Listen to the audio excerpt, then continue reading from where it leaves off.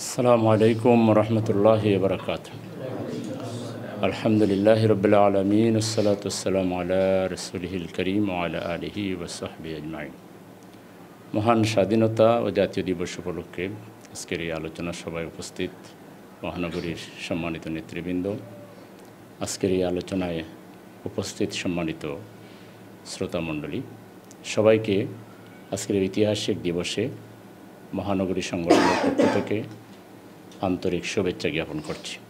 সংগ্রামে উপস্থিতি, যে ঐতিহাসিক কমিটমেন্ট নিয়ে স্বাধীনতা যুদ্ধ হয়েছিল, সাম্য, মানবিক মর্যাদা, অবাধ গণতন্ত্র এবং সামাজিক ন্যায় বিচার, এগুলোর জন্যই আমরা, আমাদের পূর্বপুরুষরা জীবন বাজি রেখে তারা সংগ্রাম করেছিলেন, আন্দোলন করেছিলেন। আজকে মানুষ এগুলো খুঁজে ফিরতেছে, যেগুলো কোথায় আছে, সাম্যটা কোথায়, মানবিক মর্যাদাটা আজকে কোথায়। দেশের সবচেয়ে প্রতিযোজ্যশা নাগরিক যারা দেশের জন্য, জাতির জন্য, মানবতার জন্য কাজ করেছিলেন, ইসলামী নেতৃবৃন্দ কিংবা অন্যান্য দেশের যারা জনপ্রিয় মানুষ, নানা ক্ষেত্রে, অর্থনৈতিক ক্ষেত্রে তারা ভূমিকা রেখেছিলেন, তাদের সবাইকে আজকে দণ্ড দেওয়া হয়েছে। যারা সবচেয়ে বেশি অনার পাওয়ার কথা ছিল, মর্যাদা পাওয়ার কথা ছিল, দেশের জন্য, জাতির জন্য কাজ করে, ইসলামী ব্যাংকিং প্রতিষ্ঠা যারা করেছিলেন দারিদ্র্য বিমোচনের জন্য, গ্রামীণ উন্নয়নের জন্য, সেই ব্যক্তিদেরকে দোষী বানিয়ে, সাজানো নাটক, সাজানো গল্প বানিয়ে তাদেরকে দণ্ডিত করা হয়েছে। আর যারা ছুট ডাকাত, হাজার হাজার কোটি টাকা, বিলিয়ন বিলিয়ন টাকা, যারা বিলিয়ন বিলিয়ন ডলার যারা বিদেশে পাচার করেছে, তাদের হাতে আজকে ব্যাংকগুলো তুলে দেওয়া হয়েছে। তাহলে এটা কি মানুষের অধিকার রক্ষা হলো? এটা কি মানুষের মর্যাদা রক্ষা হলো? এটা কি অবাধ গণতন্ত্র হলো? আজকে এক জায়গা থেকে বসে সিলেকশন করে দিলেই কোনো প্রতিযোগিতা নেই। এই দেশে একটা মেম্বার নির্বাচনে যে প্রতিযোগিতা হতো, উত্তাপ উত্তেজনা, একটা প্রতিযোগিতা, একটা শ্বাস রব পড়ে যেত। পার্লামেন্ট মেম্বার হয়ে যায়, মানুষ বলতেই পারে না যে এটা কে পার্লামেন্ট মেম্বার, ভালো করে মানুষ চিনেও না। অবাধ গণতন্ত্র কোথায়? তাহলে কোন দেশে আমরা বাস করছি, কোন গণতন্ত্রের মধ্যে আমরা বাস করছি? এটা কেন হলো? এটা হয়েছে এই জন্য যে দেশ স্বাধীনতা লাভের পর এখানে এদেশের সংখ্যাগরিষ্ঠ মানুষের ঈমান আকীদার আলোকে, তাহজিব তামাদ্দুনের আলোকে এদেশের শিক্ষা ব্যবস্থা, সংস্কৃতি, রাজনীতি, অর্থনীতি যেভাবে সাজানো দরকার ছিল, এটা করা হয়নি, করতে পারেনি। বিভিন্ন সময় যারা নেতৃত্ব দিয়েছে, তারা নিজেদের ব্যক্তি স্বার্থ, তাদের গোষ্ঠী স্বার্থ, তাদের দলীয় স্বার্থকে তারা প্রাধান্য দিয়ে এই দেশের সংখ্যাগরিষ্ঠ মানুষকে তারা বঞ্চিত করেছে। আজও সেই দ্বারা অব্যাহত। এই প্রচলিত ব্যবস্থা, এই প্রচলিত নেতৃত্ব দিয়ে বাংলার মানুষের কোনো মুক্তি আসবে না। এই জন্য আমাদেরকে কালজয়ী আদর্শ, বিশ্বজনীন, সার্বজনীন মানবতার মুক্তির একমাত্র আদর্শ, মহান প্রভু থেকে পাঠানো যে আদর্শ, ইন্নাদ-দীনা ইনদাল্লাহিল ইসলাম, এদেশের সংখ্যাগরিষ্ঠ মানুষের যে আদর্শ, সেই আদর্শের আলোকে আমাদের শিক্ষা ব্যবস্থাকে ঢেলে সাজাতে হবে, সংস্কৃতিকে ঢেলে সাজাতে হবে, রাজনীতিকে ঢেলে সাজাতে হবে, অর্থনীতিকে ঢেলে সাজাতে হবে, দুর্নীতিকে সমূলে উৎপাটিত করতে হবে। দুর্নীতিবাজদেরকে কোনো দলের রাজনীতিতে আশ্রয় দেওয়া যাবে না।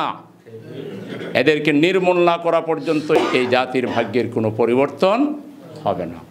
সেই জন্য জামায়াত ইসলামী আজকে লড়াই চালিয়ে যাচ্ছে সৎ নেতৃত্ব প্রতিষ্ঠার জন্য। আমাদের দুই মন্ত্রী সেই বস্তা পচা পুরাতন নানা কল্প কাহিনী সাজিয়ে তাদেরকে রায় দেওয়া হয়েছে, শাস্তি দেওয়া হয়েছে, কিন্তু তারা 3টা মন্ত্রণালয় চালিয়েছেন, 3 টাকার দুর্নীতি কেউ আবিষ্কার করতে পারে না। এরকম সৎ, যোগ্য এবং তারা ছিলেন কম্পিটেন্ট। কৃষি মন্ত্রণালয়কে একটা জায়গায় নিয়ে যেতে সক্ষম হয়েছিলেন, রুগ্ন শিল্প মন্ত্রণালয়কে একটা গতিশীল মন্ত্রণালয়ে পরিণত করেছিলেন। সমাজ কল্যাণ মন্ত্রণালয়ের নামও কেউ জানতো না, সেটা একটা গুরুত্বপূর্ণ মন্ত্রণালয় হিসেবে, এবং সেখানে ব্যাপক অসহায়, বঞ্চিত, সুবিধা বঞ্চিত মানুষের পাশে গোটা মন্ত্রণালয়কে নিয়ে দাঁড়িয়েছিলেন সেই নেতারা। আজকে তারা দণ্ডিত হয়ে তাদেরকে দুনিয়া থেকে বিদায় করে দেওয়া হয়েছে। সুতরাং এই দেশবাসী বুঝে ফেলেছে, আর কোনো তন্ত্রমন্ত্র দিয়ে, আর কোনো বলি দিয়ে কাজ হবে না। এখন সমাধান একটাই, ওয়াতাসিমু বিহাবলিল্লাহি জামিআন ওয়ালা তাফাররাকু। সব ধরনের চিন্তাকে, সব ধরনের ভিন্নতাকে, ভিন্ন মতকে, সব ধরনের ছোট ছোট চিন্তাকে পরিহার করে ব্রডলি দেশের স্বার্থে আজকে সবাইকে এক হয়ে যেতে হবে। কার কি পরিচয়, সকল পরিচয়কে ভুলে গিয়ে আমাদের একটাই পরিচয়, আমরা বাংলাদেশি, আমাদের একটাই পরিচয়, এদেশের সংখ্যাগরিষ্ঠ মানুষ আমরা মুসলমান, আল্লাহতে বিশ্বাস করি। আজকে যাদের ন্যূনতম বিশ্বাস আছে তাদের সকলকে সেই কালেমার বিশ্বাসে উদ্বুদ্ধ হয়ে আজকে ঘোষণা করতে হবে, আমরা কোনো জালিমের কাছে মাথা নত করব না, আমরা কোনো অন্যায়ের কাছে মাথা নত করব না। আমরা সকল অন্যায়, জুলুম এবং জালিমের বিরুদ্ধে আপোষহীন সংগ্রাম, যেটা আল্লাহ কোরআনে বলছেন, মা লাকুম লা তুকাতিলুনা ফি সাবিলিল্লাহ আল মুস্তাদআফিনা মিনার রিজাল ওয়ান নিসা ওয়াল বিলদান আল্লাযীনা ইয়াকুলুনা রাব্বানা আখরিজনা মিন হাযিহিল ক্বরিয়াতিজ যালিমি আহলুহা ওয়াজআল লানা মিন লাদুনকা ওয়ালিয়্যাম ওয়াজআল লানা মিন লাদুনকা নাসীরা। একদিকে জামাতকে প্রচণ্ড চাপের মধ্যে ফেলা হয়েছে, কথা বলতে দেওয়া হচ্ছে না, বারবার আমাদেরকে জেলে নেওয়া হচ্ছে, বারবার আমাদের বিরুদ্ধে পুলিশকে লেলিয়ে দেওয়া হয়েছে। তারপরে জামাতের লোকেরা বন্যা হলে জামাতের আমিরের নেতৃত্বে সেই হিন্দুরা এক জায়গায় ট্রলার ডুবে মারা গেছে, 70 জন হিন্দুর পাশে যিনি দাঁড়িয়েছেন তিনি হচ্ছেন জামাতের আমির ডক্টর শফিকুর রহমান। আজকে জামাত যেখানেই কোনো ঘটনা ঘটছে সবার আগে ছুটে চলেছে, বন্যায় পানিতে নেমে সাঁতার কেটে মানুষের বাড়িতে বাড়ি থেকে যিনি ত্রাণ পৌঁছে দিয়েছেন তিনি হচ্ছেন জামাতের আমির ডক্টর শফিকুর রহমান।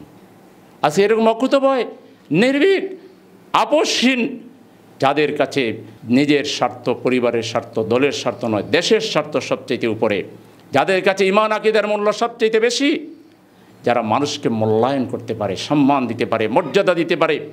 আজকে একজন মানুষ বলতে পারবে না যে জামাতের লোকেরা জেলে গিয়েও জেলের কোনো লোকের সাথে খারাপ আচরণ করেছে, পুলিশের সাথে কোনো খারাপ আচরণ করেছে। আমাদেরকে বারবার উত্তেজিত করা হয়েছে, ফাঁসির মঞ্চে আমাদের নেতৃবৃন্দকে নেওয়া হয়েছে, অন্যায়ভাবে আমাদেরকে সাজা দেওয়া হয়েছে।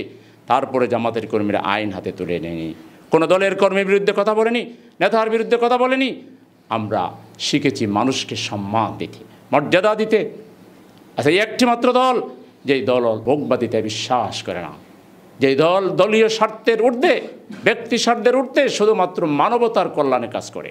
কুনতুম খায়রা উম্মাতিন উখরিজাত লিন-নাস, আল্লাহর এই বাণীকে ধারণ করে জামাতের নেতা, কর্মী, সমর্থকরা পর্যন্ত নিরলসভাবে দেশ গঠনে আমরা প্রাইভেট সেক্টরে মানুষের চিকিৎসা সেবার আয়োজন করেছি। জেগে উঠতে হবে যুব সমাজকে, ছাত্র সমাজকে, গণমানুষকে।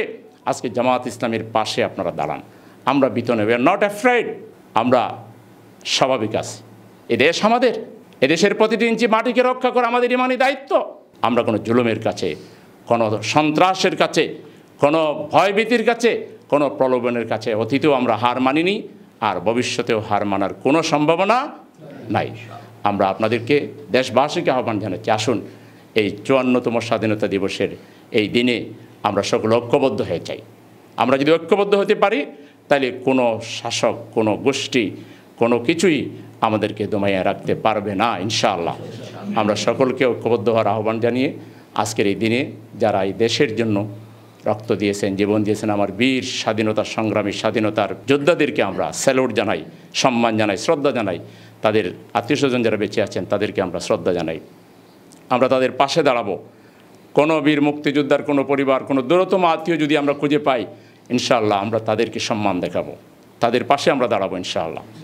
তা আমরা জাতীয় দিবসে আবারও ঢাকা নগরবাসীকে আমাদের পক্ষ থেকে আন্তরিক অভিনন্দন এবং শুভেচ্ছা জ্ঞাপন করে সবাইকে ধন্যবাদ জানিয়ে আজকে এখানে বিদায় নিচ্ছি। আসসালামু আলাইকুম ওয়া রাহমাতুল্লাহি ওয়া বারাকাতুহু।